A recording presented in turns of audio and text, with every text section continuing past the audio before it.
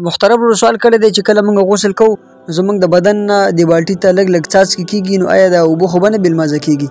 نو محترم وروره نه اوبه نه بېلمازه کېږي ځکه په دغې وخت کې د څاڅکي ډېر زیات لږي او اوبه ډېري نو دې وجې نه د اوبه نه بېلمازه کېږي اوبه پاکې دي. او مبسوط سرخسي کې د ابن عباس رضی الله عنه قول نقل کړی دی.